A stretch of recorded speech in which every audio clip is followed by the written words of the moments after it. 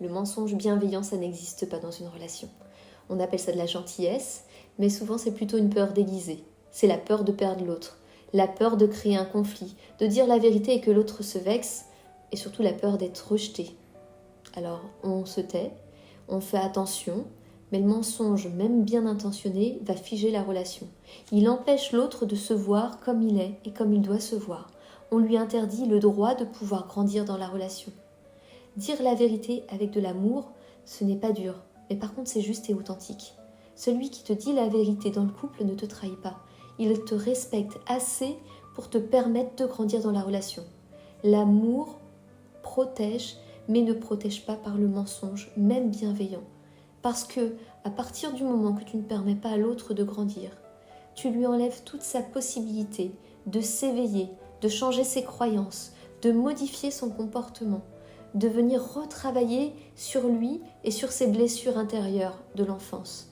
Parce que, rappelle-toi que chaque relation te permet de venir retravailler quelque chose que tu as laissé caché dans ton enfance, des blessures intérieures qui modulent ta manière d'agir dans le couple et qui ne te permet pas d'agir avec authenticité, mais simplement par réaction, à nouveau, à l'intérieur de la relation.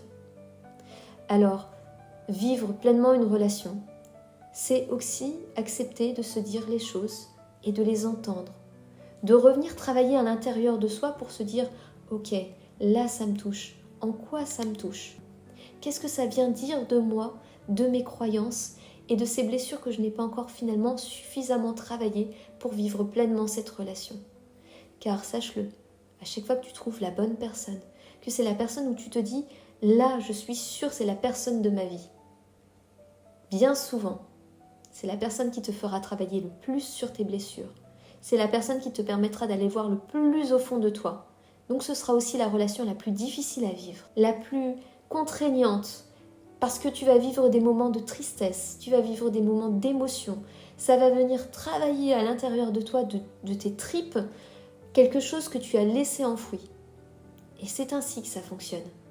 C'est pour ça que les plus belles relations, souvent, on parle de flammes jumelles. Aujourd'hui, si elles se réveillent dans la relation, c'est que c'est le meilleur moment pour venir les travailler. C'est le meilleur moment pour venir comprendre ce qu'elles ont à te dire, en quoi cette relation te touche, en quoi ces réactions face à toi te touchent et te prennent aux tripes. Alors si tu veux aller plus loin dans cette exploration, n'hésite pas, car je suis là aussi pour ça.